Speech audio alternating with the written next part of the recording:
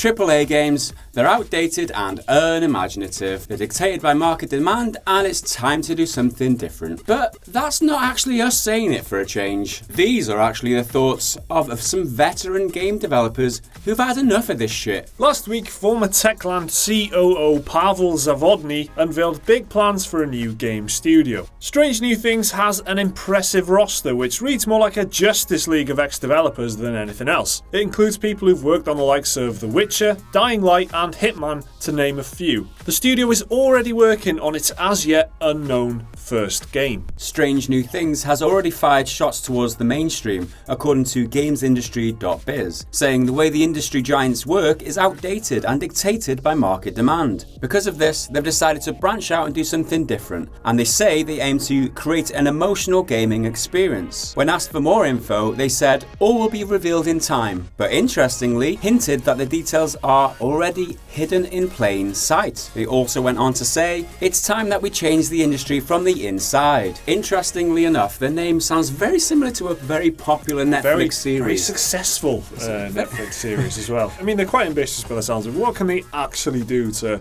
change the industry? They'd have to really set a high bar or something, or come out with something really mind-blowing. It's great that they're actually doing this. They've decided that they don't like the situation that they're working in, and they've decided to break from the norm, break from these corporations dictating to them how to make their games or the work that they do. And we want to add more creativity to the industry at the moment, because it seems to have flatlined for me. You get so much more creative control as an indie developer. There's a smaller team.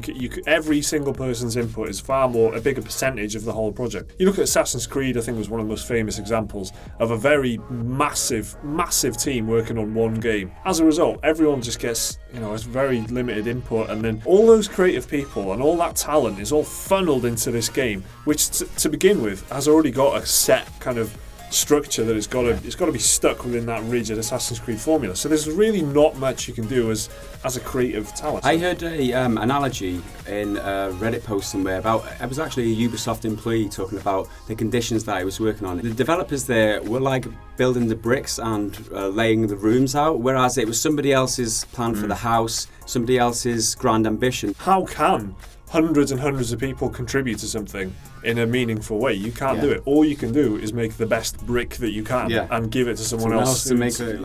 And I think this is an offshoot of the big business kind of side of gaming. The more corporate the whole thing goes, and it is extremely corporate already, between EA and Activision and all that. It's a big industry now. The more it goes that way, the more you'll get these talented creative people want to bust out of it to do their own thing. They're a bit disillusioned with working in big business, and they want to be creative and do their own thing, do the games, make the games they want to make. I think it's a good time to branch out on your own in the industry. You think about Steam, especially on Steam, where it's allowing publishers, developers to publish their own works these days. You don't need to be backed by a huge company. Anyone can make a game and publish it on Steam and make money off it. And now guys like these with such a prestigious background as they've got won't find it hard to sell the game, and with Steam being there in order for them to sell it, then it just looks like the market is ideal for them at the moment. It looks like the studio has assembled their ultimate team already, and the team's combined background is notably impressive. When you look at the three standout titles among the team's previous credits, there's plenty of promising signs for the future. The Hitman series is a stealth genre titan which has grown over the course of 9 games to become a huge success over the past 17 years. Dying Light turned heads with its smooth mix of parkour and lots of zombie killing, which gained some positive reviews upon release in 2015. And then of course there's the Witcher series, winning hundreds of awards, becoming one of the best loved series of all time. Pavel Zavodny said, "We have producers, artists, writers, programmers, level designers and other people who had major impact on those AAA productions." So The Witcher, Dying Light, Hitman, good games.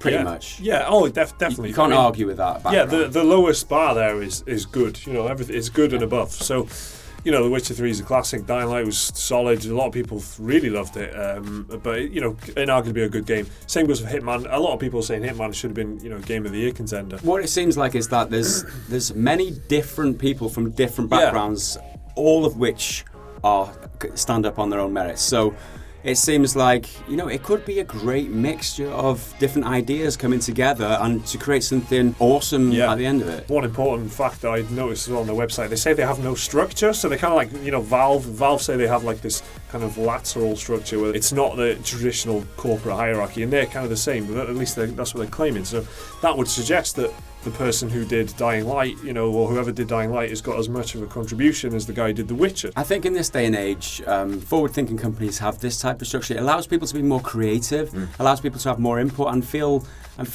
more content with their lives and with the output of their productions. So I think going forward, I think that's definitely a great thing. They're happier, and they're and it's more about the creativity than it is about the making money and the milking you and how they're going to market it to you. It's more about the game and how good the game is. The end result for you and for us is going to be better, surely. So Strange New Things want to be innovators making new games with exciting ideas. So at least that's what we think, because they are mysterious bastards. The headline for us is that these people have worked in AAA gaming. Is going indie the only option for developers like this, and can they reinvigorate the industry? So what do you think, guys? Could this studio be about to save gaming, or is this just another hype train that's pulling out of the station? Let us know down in the comments. Remember to leave a like and subscribe if you enjoyed the video. Do check out more of our content right here. We'll see you next time.